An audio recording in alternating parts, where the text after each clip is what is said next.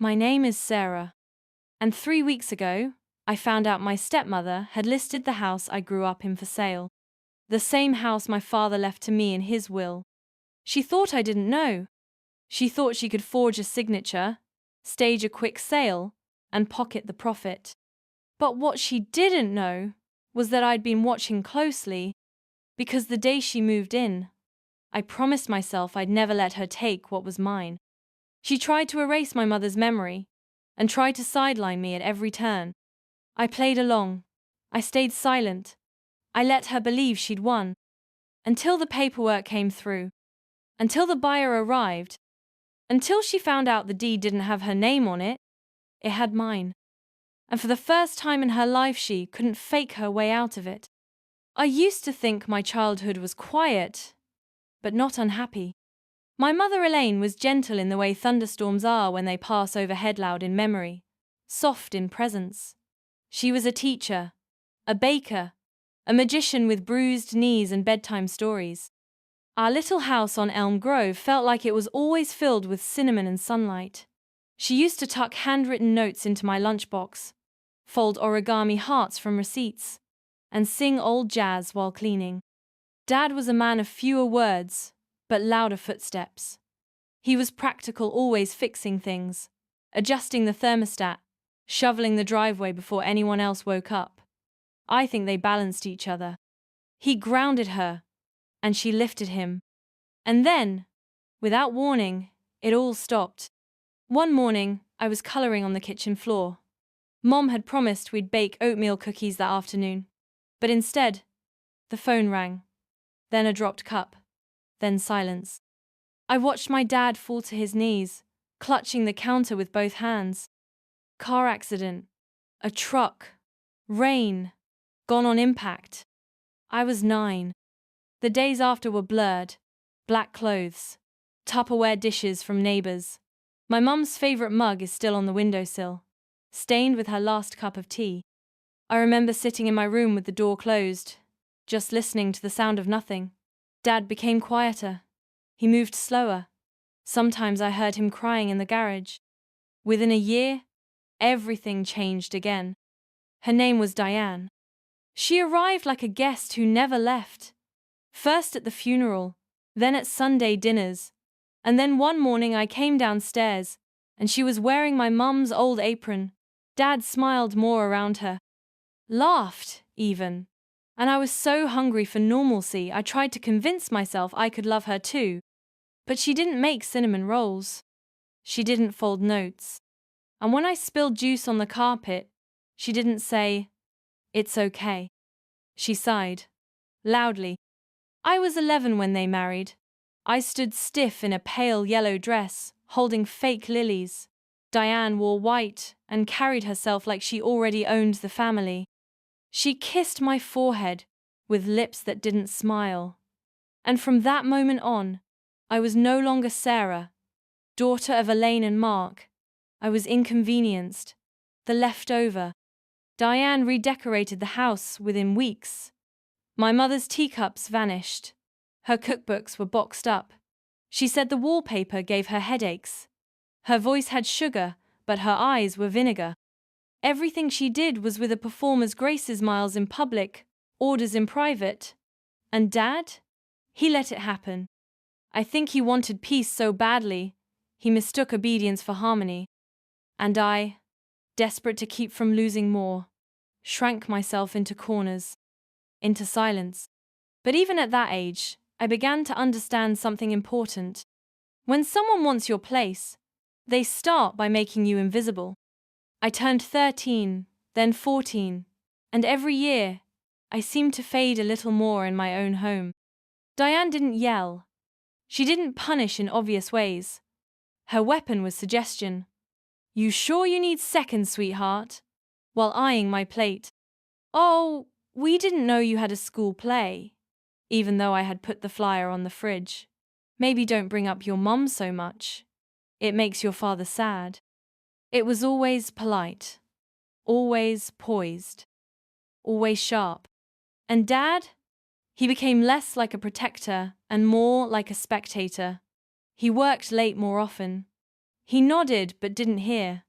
Once, I told him Diane had thrown away a shoebox of my mother's letters. His response? She probably didn't know they mattered, as if anything of mine ever did. By 15, I stopped asking for rides. I joined the debate team and walked to every competition. I got a job shelving books at the library just to avoid going home after school. On my 16th birthday, Diane gave me a pink sweater, 3 sizes too small, and a card that said, "So proud of the young woman you're becoming." She signed it with her first name. That night, while Dad watched TV, I sat on the porch by myself, blowing out an imaginary candle. Then came Emma, my stepsister, Diane's daughter from a previous marriage. She moved in just before my junior year of high school, carrying a designer suitcase and an attitude that arrived 2 minutes before she did. Blonde, photogenic, and already followed by half the sophomore class on Instagram, Emma took up space like she was born to it. Diane adored her. So did Dad. He started calling her kiddo, the way he used to call me.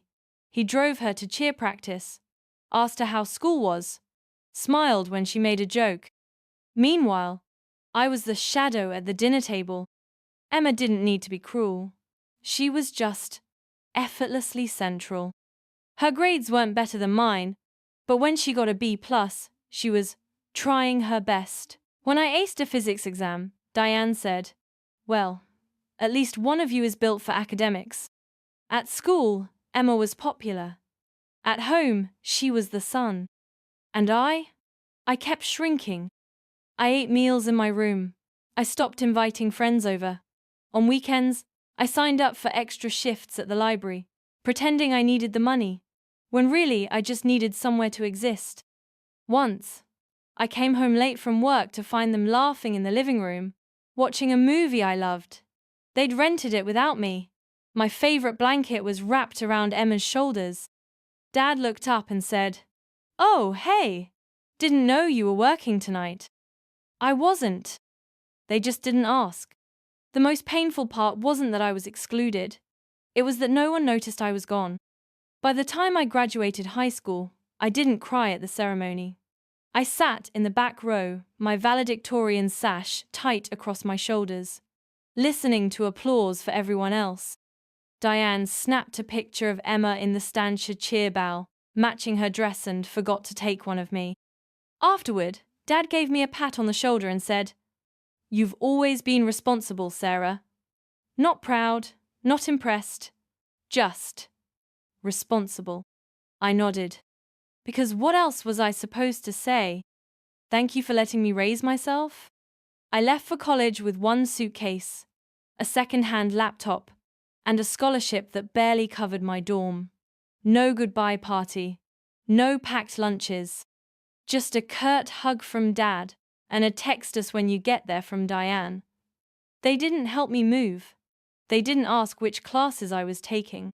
When I stood in my tiny dorm room, surrounded by strangers and second-hand furniture, I realized I wasn't leaving home.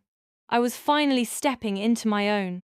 My roommate, Layla, was the first person in years who looked at me like I mattered. She asked questions. She remembered the answers. On nights when I studied late, she left snacks on my desk. We weren't sisters, but we were something healthier. 2 people who chose to care. The first semester, I worked 2 jobs: library assistant and evening baristato, cover books and food. I clipped coupons. I reused notebooks. I never once asked my father for help. Not when I had the flu and couldn't afford medicine. Not when the dining hall ran out of meal swipes. Not even when my shoes split at the heel and I used superglue to keep them together. I emailed home occasionally. Polite check-ins. Dad answered with one-liners. Diane never replied. Emma blocked me on social media after I liked a photo of hers and commented, "Looking good." But I didn't need them. I had a life now. A major I loved: urban design. Professors who believed in me. A part-time internship at a city planning office. By senior year, I had a portfolio and a full-time job offer waiting before I graduated. I remember walking the stage that May, the tassel hitting my cheek as I shook the dean's hand, and for the first time in a long time, I smiled. Not because someone was clapping for me, but because I knew I had clapped for myself every step of the way. After graduation, I moved 3 hours away to a small but growing city. I rented a studio with creaky floors and ancient cabinets, but it was mine. I furnished it with thrift store finds, hung string lights above the bed, and turned the kitchen into a makeshift workspace. My job paid modestly, but I made it stretch. And then I started saving. I didn't go out much. I packed lunches, brewed coffee at home, skipped vacations. Every month, I transferred whatever I could into a savings account. At 25, I bought my first property, a rundown duplex on a quiet street with peeling paint and a sagging porch. People laughed when I told them I was going to fix it up myself. But I had been surviving on my own since I was 14. I knew how to rebuild. I watched YouTube tutorials on plumbing, took weekend classes at the community center, painted walls by hand, installed shelves, planted a garden. I even gave one unit to a single mom with 2 kids for below market rent. Not because I had to, but because I remembered what it felt like to have no one. No one from my family came to see the house. I didn't expect them to.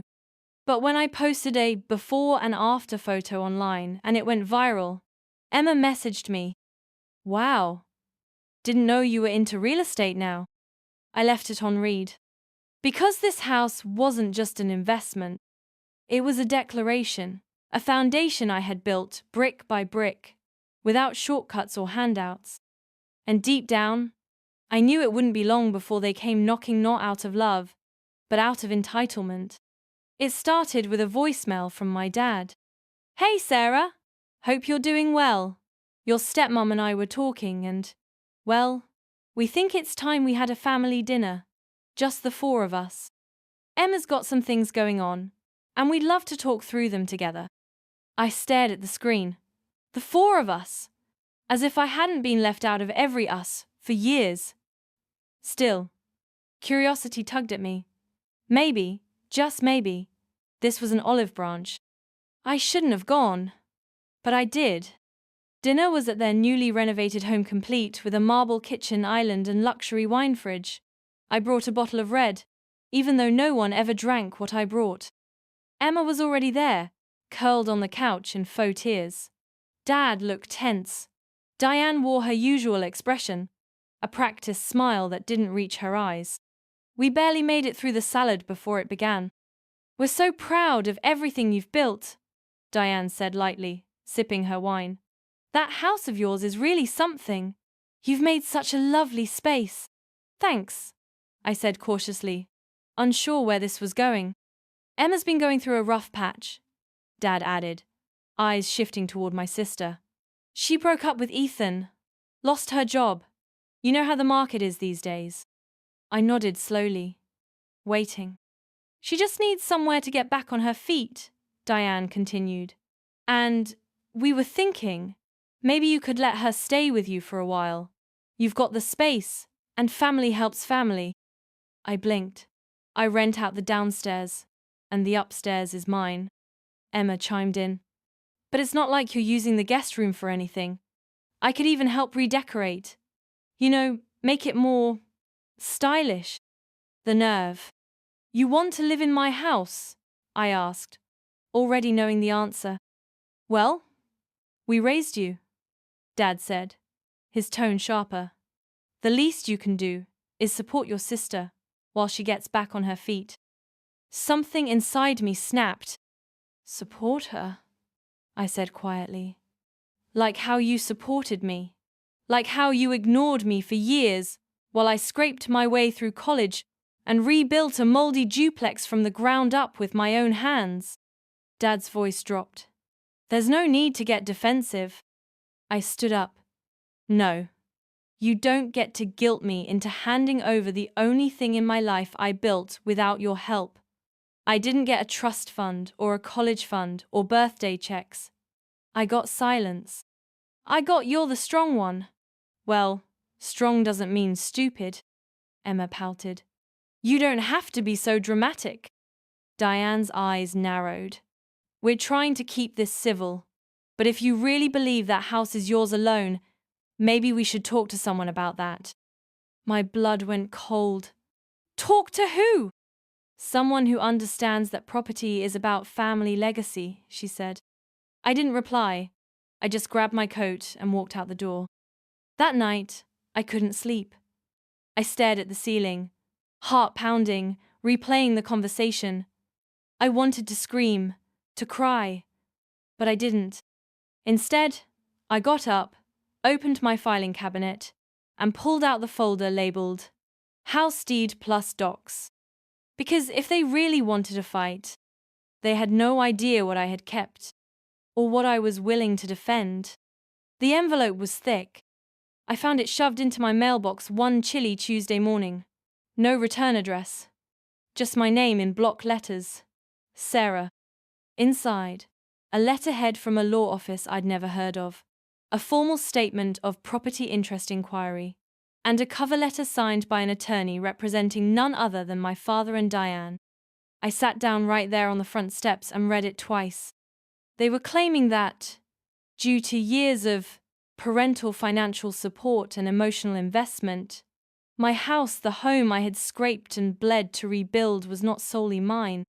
They were requesting a partial claim of interest, or at the very least, temporary occupancy rights for Emma, citing family precedent and shared expectations. My hands trembled, not from fear, but from rage. I wasn't naive. I'd seen this pattern before. In business, in law, in life. People thinking that if you don't scream, you'll surrender. That if you're quiet, you're weak. But I wasn't weak. I was just getting started. I set the envelope aside and pulled out my binder, the one I had kept since the day I signed that deed. Inside were printed copies of every contractor invoice, every deposit slip, every inspection form, every property tax payment, receipts for lumber, paint, gutters, plumbing parts, all in my name. And then I opened the email folder I had saved, the one with every time Emma had asked for money, just until Friday. Every text from Diane saying, "We wish we could help, but things are tight right now." Every ignored invitation, every excuse. There was no family precedent. There was only family absence. I emailed my lawyer, Naomi. She responded within 2 hours. Unfounded. Intimidation tactic. Let's prepare. We built our case piece by piece. Naomi was a calm storm. Strategic, patient, and surgical in her thinking. I've seen families pull this, she said. They assume emotional guilt is stronger than legal clarity, but we'll give them clarity. In the following days, I stopped answering Emma's texts. I muted my father's calls. Every ring of the phone felt like a mosquito bit annoying, persistent, but ultimately harmless.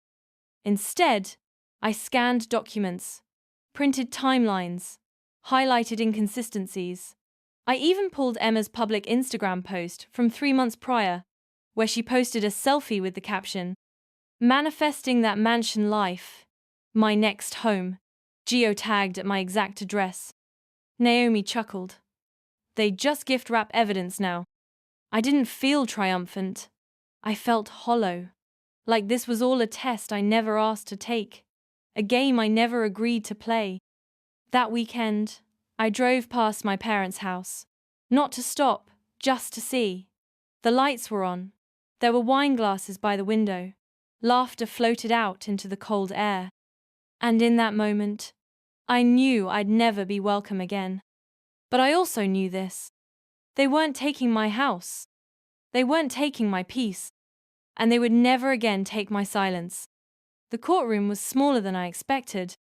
No grand chandeliers, no dramatic lighting, just dull walls, grey carpet, and the cold weight of silence. I sat beside Naomi, my lawyer, clutching a slim file folder. It held every piece of my truth. Across the aisle, Diane sat with her signature smirk cool, collected, wearing an expensive blazer I knew she couldn't afford, without someone else footing the bill. Emma, next to her, looked bored. My father wouldn't even look at me. He stared straight ahead like I was a stranger. The bailiff called the case. Family petition to partition property. Monroe versus Cooper. I exhaled slowly. This was it. Their lawyer, a man named Pierce, all smugness and tailored arrogance, stood and launched into his statement. Your Honor, the petitioners seek access and equitable claim to a property currently owned by Miss Sarah Cooper, on grounds of familial support and intent. He used every trick in the book, phrases like emotional contribution, expectation of shared legacy, and unspoken understanding. He even cited obscure anecdotes about my father giving me life advice and how that somehow translated into ownership rights. I kept my face still. Let them perform. Naomi stood, calm and sure. Your Honor, we contend not only that no such understanding ever existed, but that the respondent, Miss Cooper, has overwhelming documentation of sole ownership, financial investment, and legal title without a single contribution from the petitioners. She handed over the file. The judge flipped through it slowly. Receipts, permits, bank transfers, texts from Emma asking for money, screenshots of Diane declining to help when I asked for support years ago, emails from my boss confirming I worked overtime to afford the renovations, a notarized deed with only my name on it. And then came the Instagram post. Naomi passed it to the judge with a neutral tone. This image was posted by Miss Emma Monroe 2 months prior to the petition, geotagged at Miss Cooper's address. Caption: manifesting that mansion life. The judge raised an eyebrow. Pierce shifted uncomfortably. Naomi continued, voice quiet but firm. We also have email correspondence where Emma refers to the house as my future place, despite never having paid rent, mortgage, or utilities. The judge looked directly at Diane. Did you contribute financially to this property, ma'am? Diane blinked. We raised her. We gave her a life. She wouldn't have that house if it weren't for us. The judge didn't flinch. That's not legal ownership. That's parenting. Diane's mouth opened, closed. The judge turned to my father. And you, sir? He looked down. She's our daughter. She should have shared. Shared what she built alone? Silence. The judge leaned back, fingers steepled. This case is a misuse of the court's time. There is no legal claim to ownership here. I see a woman who worked, built, and documented every part of her property. I see 2 petitioners grasping at entitlement masked as emotional debt. Then she looked at me. Miss Cooper, you owe them nothing. Not your house, not your peace. I didn't realize I'd been holding my breath until that moment. Case dismissed. The gavel fell. Diane gasped, indignant. Emma looked stunned. My father looked smaller than I'd ever seen him. But I didn't feel vindicated. I felt clean, like someone had finally wiped a fogged window, and I could see again. Naomi patted my arm. You did it. I nodded. I just defended what was mine. We walked out together, past the hallway where Diane tried to catch my eye. She said something, maybe my name, but I didn't stop. I didn't owe her my attention either. Outside, the winter sun was pale, but for the first time, it felt warm on my face. I got in my car, closed the door, and let out a long breath. It was over. But something else had begun. I thought they'd leave me alone after that. But the emails came first. A week after the verdict, I received a long, rambling message from Diane titled, Let's Talk Like Family. It opened with faux concerned lines like, We never meant to hurt you, and ended with a veiled attempt at guilt. You know, deep down, this was always meant to be shared. I didn't reply. Then came the letter from Emma, Handwritten, messy, scribbled like a teenager, even though she was nearly 30. She said she was sorry for how things turned out, not for what she did. She said she hoped we could reset. She even wrote, "Maybe I could stay with you for a while until I get on my feet again." I stared at the page, stunned. They hadn't understood anything. They thought I'd won a courtroom battle and now would return to being their doormat. So I did the one thing I'd never done before. I blocked them. Emails, numbers, socials. I didn't send an angry response. I didn't give them a final speech. I just disappeared from their reach. And for the first time in my life, that silence felt like power. My house felt different now. Not just because I'd legally defended it, but because it no longer carried their shadows. I painted the kitchen a soft green, replaced the curtains, bought myself a couch I'd been eyeing for months, the kind that hugs you when you sit. On Sundays, I'd sit by the window with a cup of tea, the quiet stretching wide around me like a gentle blanket. No more tension, no more waiting for the next blow, just stillness. I adopted a dog, a clumsy golden retriever named Benny. He'd bark at squirrels and try to dig holes in the backyard. And sometimes I'd laugh so hard I'd forget what month it was. I started baking again. Reconnected with a few friends. I drifted from friends who remembered me before I'd shrunk to make room for everyone else. At work, I pitched a new housing development project eco-friendly, affordable, and designed for first-gen homeowners like me. It got approved. I was finally building not just for myself, but for others who never got a fair start. And that quiet satisfaction? It replaced the ache. One afternoon in early spring, a neighbor from down the block dropped by. An older woman named Mrs. Langford. We'd exchanged waves over the years, but never spoken much. She handed me a pea apple. Warm, fragrant. "I just wanted to say I saw what happened," she said gently. "And I'm proud of you." I blinked. "I never knew anyone was watching." She smiled. "We all watch. Not many of us are brave enough to draw a line and stand behind it. But you did." I thanked her. We talked about gardens and squirrels and the weird possum that kept stealing her cat's food. And for once, the conversation wasn't about surviving my family, it was about living. Sometimes, I still catch myself standing in the hallway, hand resting on the banister, heart quiet, just listening. Not for footsteps, not for raised voices, just silence. And I smile. Because I remember the girl I used to be, the one who whispered yes when she meant no, the one who gave and gave until her own name felt like an afterthought. That girl kept waiting for love to be earned, for family to finally see her, for belonging to be something she didn't have to barter for. But that girl no longer lives here. In her place stands a woman who owns her space, who signs her own deeds, who doesn't explain her no, and doesn't mistake guilt for love. When Diane tried to steal this house, she didn't just try to take a building. She tried to take my history, my work, my right to exist on my own terms. She thought, like always, that I'd stay quiet, that I'd yield, that I'd disappear so Emma could shine. But she underestimated the quiet child who'd spent years observing, building, preparing. She didn't know I was the owner. Not just of this house, but of every inch of my story. A few weeks ago, I hosted a dinner here. Just a few people friends from work. My neighbor, Mrs. Langford. A couple from the animal shelter who helped me adopt Benny. There was laughter, clinking glasses, the smell of garlic bread in the air. No tension, no eggshells.